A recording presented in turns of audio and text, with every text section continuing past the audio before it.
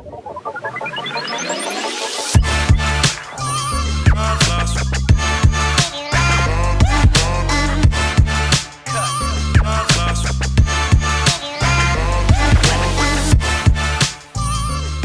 welcome back to the Transfer Portal CFB presented by NoContextCFB.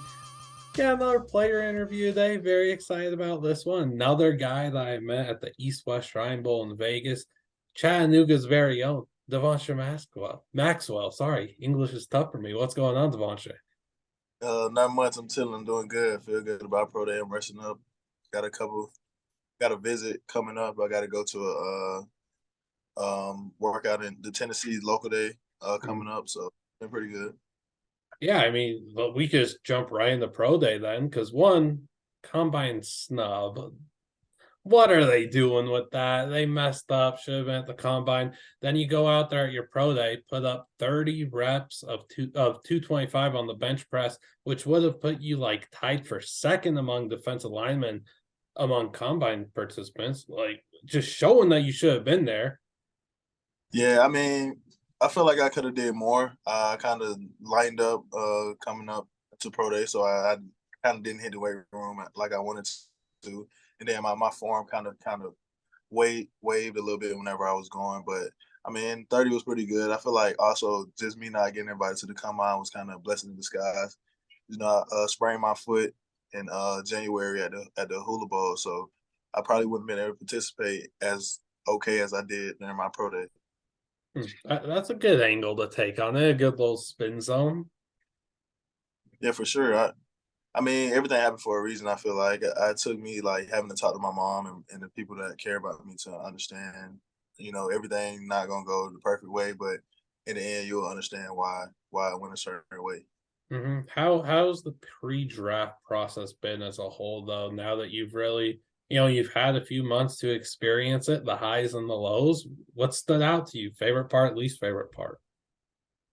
My favorite part is the whole process. I mean, just getting to live out my dream. I've always dreamed about playing NFL ever since I started playing football and started watching football. So just the whole process has been an up for me. Just talking to scouts, me and all the other players the same caliber as me, training, uh, just the whole process has just been like it's more than what I could have imagined. All right. What's been like the least favorite part about it, though? The least favorite part, being injured, hurt my Yeah. foot, not being able to train with the other guys, and then also the mental aspect, just not knowing because it doesn't matter what the amount of work you put in or how good you do, you never know how all the numbers are, how people are going to fall on draft day. So just not knowing is probably maybe the part that I don't like the most. Yeah, the anticipation of waiting for it to happen, but not knowing what's going to happen that's got to be Um, crushing you. it's you never know, but you just keep faith and just hope for the best.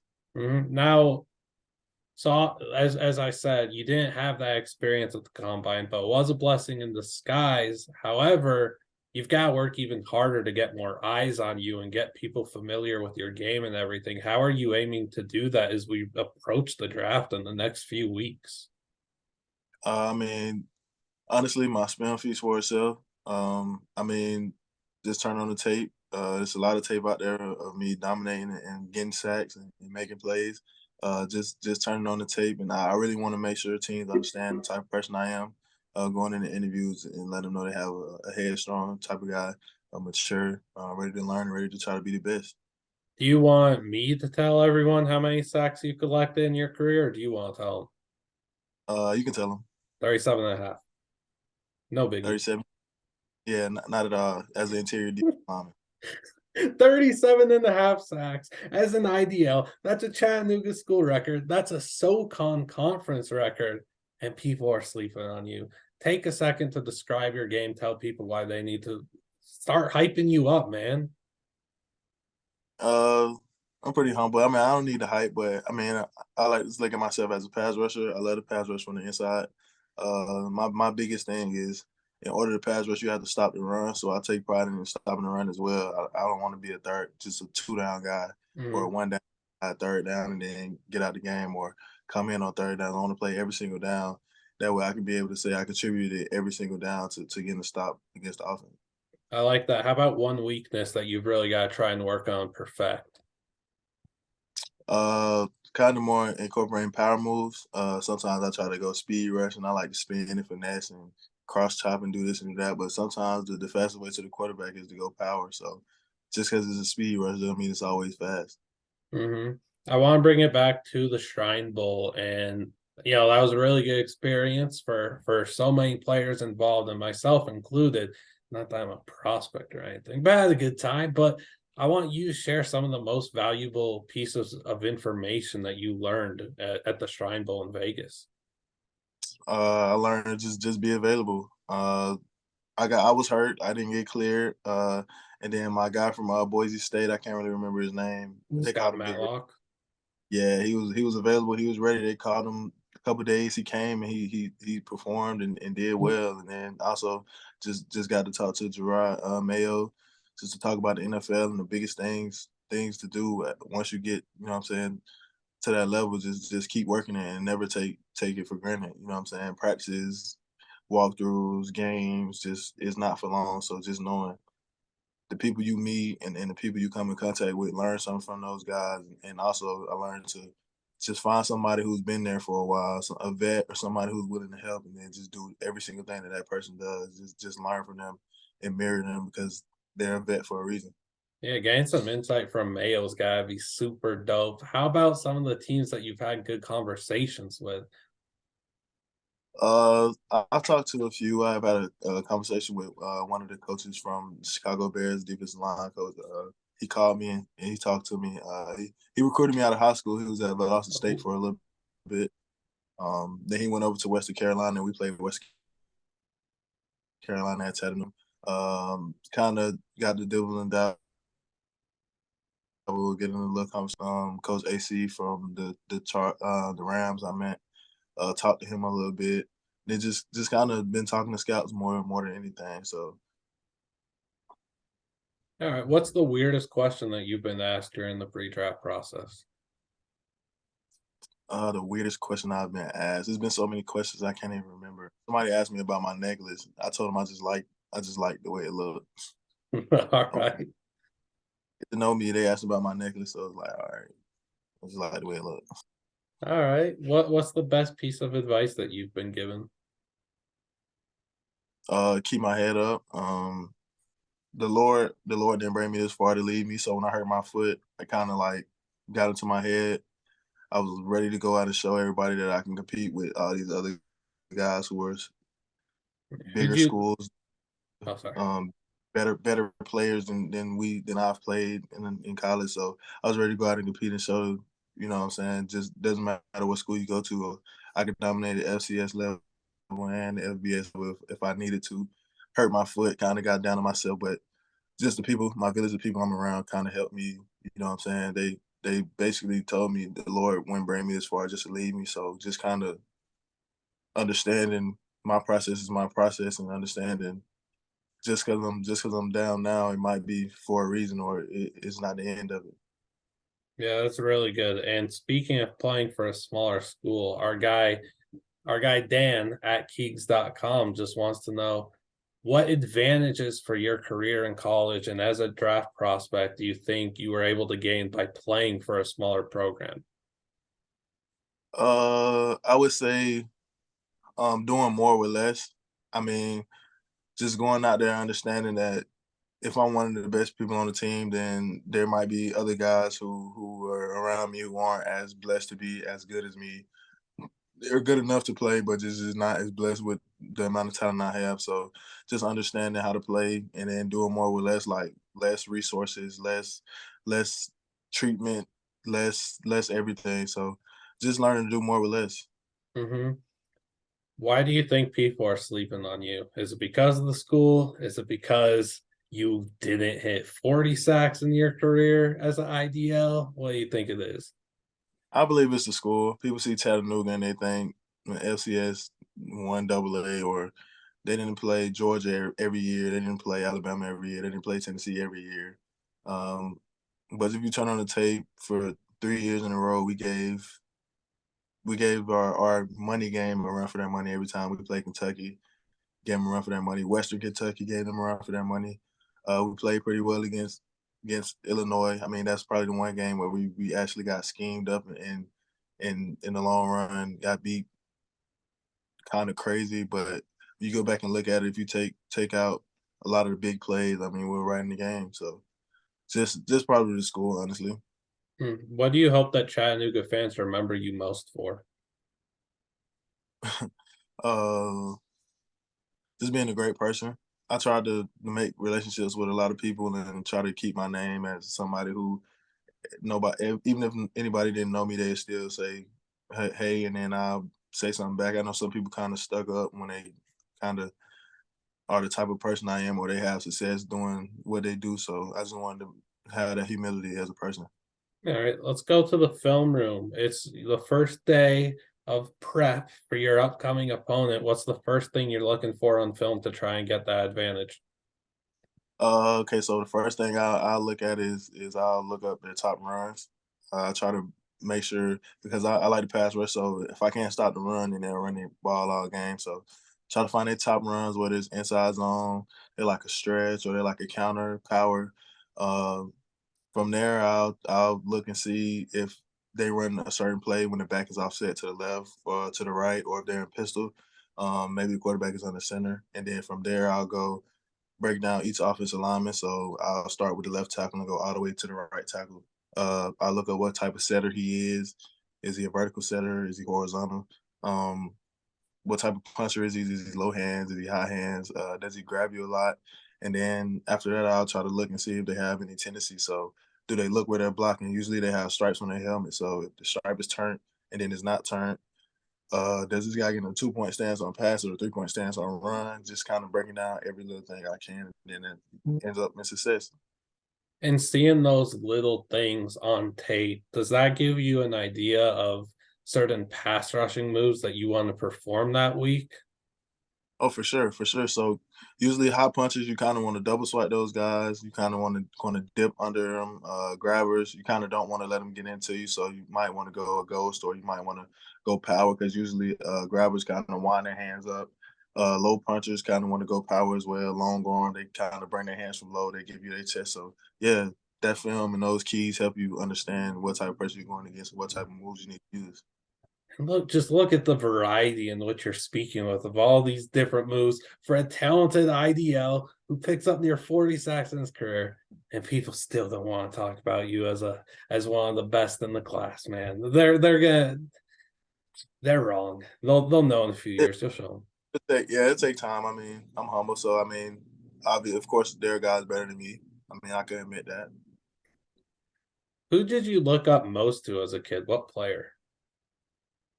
What player did I look up most to as a kid? I used to like receivers and quarterbacks and stuff like that. So I'd probably say I like Megatron the most, honestly, because he was big, he was dominant. You can't really stop Megatron. You just slow him down. So I like Megatron. I like Drew Reeves, Reggie Bush when he first came in. I used to like Cam Jordan, Will Smith, just a bunch of different players who dogs. Dude, the Calvin ants are so good. Calvin was so different. It's crazy. And then I saw his documentary. He was going through like something with his ankles where he couldn't even like walk for real after games, and it was crazy. But he was still going out and performing how he was. It's just insane. Yeah, he was truly different, one of a kind. Is there a what favorite team did you have growing up? I was a Saints fan for Okay, sure. I thought that might have been it after you said Drew. Yeah, I was a Saints fan, but hey, now I can't have a favorite NFL team. It has to be the team that I'm on Yeah, you gotta wait a few weeks to find find your new team. for sure. What do you think you would be doing if you weren't playing football? That's a great question. I'll probably still be in school right now. I wanted to kind of get into marriage and family therapy just because of my upbringing and how I was. I knew kind of growing up, I didn't know I needed somebody to talk to, but now when I look back at it, somebody to talk to would have made my life a little bit easier. So I'll probably be a therapist. That's neat. What about the first thing you're gonna buy for your family after you make it to the NFL? Uh, well, seeing as how I won't have it right away, I'll probably give me an apartment, me a car, and then I'll probably pay my mom's rent up for however many months or maybe the whole year. That way it's less for her to have to worry about. Then eventually work up to getting her a house. Giving back to the community is of the utmost importance. How do you plan on giving back and helping out those in need? I want to build a center back in Valdosta. It's a lot of things that, like sometimes people have camps here and there. You got Jaheim Bell. He goes back and he has camps. Kenny Moore sometimes does camps. Just want to kind of build a center for kids who can just can be in Valdosta without me having to be there and running the camp, or you know what I'm saying. So just kind of having that center for kids that have video games, they have tutoring, they have it's kind of like a boys and girls club deal, but from an aspect of I want to run it and I want to name it what I want to name it. Yeah, I love that a lot. I know we kind of spoke about that in Vegas, and that's such a great idea. If you could team up with Bell and Moore, that'd be super cool too. And just yeah, I don't know. That's really good stuff. Sure, get something going down in South Georgia. I get Rashad Bateman on it. Get him something in Tifton, 229 the area. Just get something like connected all around that area. Yeah, that'd be incredible. How about favorite food, least favorite food? My favorite food is mac and cheese. My least favorite food, I like a lot. I'll probably have to say,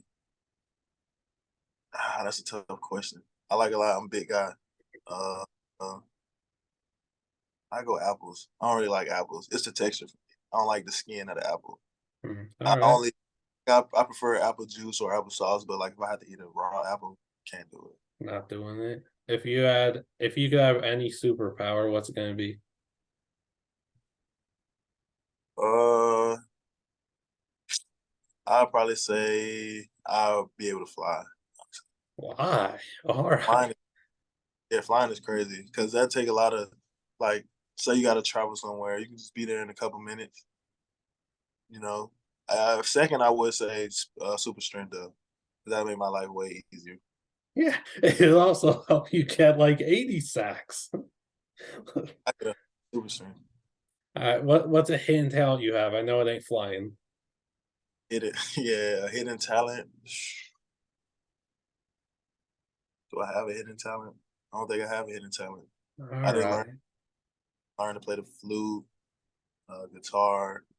I'm a decent gamer. That's a hidden talent. All right. Well, you play. I like to play Madden a lot. Madden and 2K. All right. All Madden right. a lot of glitch plays nowadays, so the realism kind of go out the door. Hey, you can say that again, man. Madden has fallen completely off. All right. What do you think like the most overrated part about the football experience is, and then what you think the most underrated part about life as a football player is? The most overrated part. Mm-hmm. The most overrated part about football is probably just having a title. It's way more to football than a football player.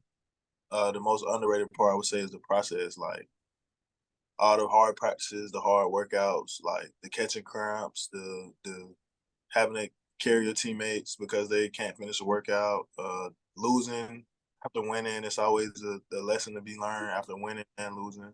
So just like the whole process is underrated, but it's overrated is just having a title.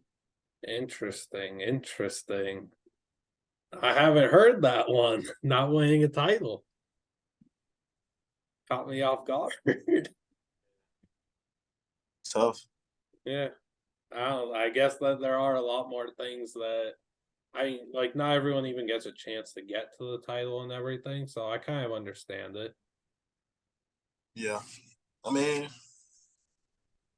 it's tough. I mean, but you takes time, takes effort.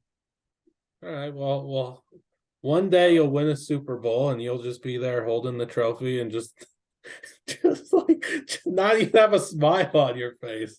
Just wanting to play the opening game in the next season already. ready to go ahead and get it back rolling. For real. All right. Our guy Only Bryce. Oh, sorry. I say you can only celebrate for a certain amount of time. Oh After that, yeah, it's back.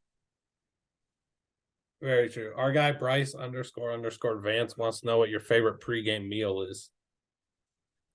My favorite pregame meal. I don't want to say I have a favorite pregame meal, but I have a favorite halftime snack. So every game at halftime, I have like a bag of peanut M&Ms because I hate halftime, and as long I feel like we should just keep playing the game. But I take a bag of peanut M&Ms and I just eat peanut M&Ms at halftime. What's the most amount? Like, how many bags is the most that you've had during halftime? See, I get like the big jug Uh, on that, so it'll probably take me about 2.5 games to finish. all right, all right. Our guy Dylan at DRK Sports News wants to know what NFL quarterback you're most looking forward to sacking. Most looking forward to sacking. I have to say Lamar Jackson just because he might be one of the hardest quarterbacks to sack. I like Just that a because lot. if you sack Lamar Jackson, then that means you actually did something. So elusive, so tough to grasp and bring down. Like, dude just evades everything. If you're able to go out there and pick up a sack as a rookie on the Mar, you're making headlines. You're going For viral on sure, Twitter. for sure, slippery. Try not to What? get put on the highlight. Oh yeah, we can't have that happen. Looking at the 2024 draft, our guy Josh_Ray_A wants to know what Chattanooga player fans are going to need to know about. Uh, got a couple, but the two I know for sure. You got Jay Person, number 30, play defensive end, kind of joker. And then I don't know if Ford will come out, but you got Lim Ford, All right. running back, great player. Go look him up. Yeah, I like Ford. He's a stud. He's super. I had a lot of fun watching He, y'all a few he times different. last year. He different for real. Like a lot of people say they different, but he different. All right. What makes his game stand out in your opinion? His game itself, or just him as a player. You can do both. Him as a player, just the way he work, his work ethic, like it's crazy. We'll work out and he'll work out right after that, or he'll fumble and then he'll come back after practice and then he'll work on not fumbling during and after practice. Like it's just his work ethic is crazy. He'll take a boxing class before practice if he could. So just the way he working and just how hard he runs, like it looked like he just breaking tackles because he's stronger than everybody, but some of the moves that I see him do is kind of like he's setting them up. So he might just look like he's spinning off a tackle, but he actually chose to spin, or he actually chose the stiff arm, or he actually chose the juke. So, and then if he gets a little faster, it might be crazy, honestly. All right, we've got to make sure we're investing in Mr. Ford then. I want to give you a moment to kind of introduce yourself to your new fan base that we'll find out in a few weeks. We don't know who it is yet, but we'll bring this back up when you're drafted. We'll tweet it out. Introduce yourself to your new fan base. Let them know who they are getting in Devonnsha Maxwell and why they need to be absolutely ecstatic about this pick. You should be ecstatic about your team picking me because I can absolutely get out of the quarterback. I play the run. Um, Highlight plays. I live for the highlight plays. I want to make a bunch of plays for this team, and hopefully you guys can cheer me on while I do it. And buy his jersey. Please buy my jersey. Where do you see yourself in 5 years? Uh, I see myself playing football in 5 years. I want to be one of the greatest defensive linemen to ever play the game. I've been telling people that, and I know it takes hard work and it takes time, but I feel like everybody gets the same opportunity, the same 24 hours to go work. Some people just have it harder than others, and some people have it easier than others. But 24 hours is 24 hours every day. So if I work hard for 24 hours to be the best, then I'll eventually get there. Definitely going to make some serious waves in the football scene these next few years. Hopefully a lot as a rookie too. People gotta start getting familiar with the game, man. It's so annoying Just that put they're not. you got to start somewhere. So I mean, if I'm not playing my rookie season, I won't be bogged down about it. I already went through it. I got to Chattanooga and I didn't play my first year. I was kind of hurt about it, but I understand the process. So it's a process. I'm not expecting to go in and just instant contributor, or if I can, and that's great. But if I can't, about part of the process. Finding ways to impact a rookie, whether it's off the field or on the field, super, super important. And I know that you'll do that. Don't have any more questions, but is there anything you want to say? Anything you want to ask me or anybody out there that's watching? Make sure you tune into some Chattanooga games next season. They're gonna be a good team. All right. I like Get those that. views, but we get more Chattanooga mock fans. Yeah, let's get a nice little playoff run going for the Mocs. Chattanooga. All right, thank you, man. Please, if you're watching, make sure to follow Mr. Maxwell on Twitter. His @ has been on the screen this entire time. If you haven't followed, what are you doing? Also, please make sure to like and subscribe. Would help us out tremendously. All right, thank you, Devonnsha. You're gonna Thank crush you. it in the NFL. Can't wait to see where you get drafted. I appreciate your time, man. Thank you. Thank you for having me.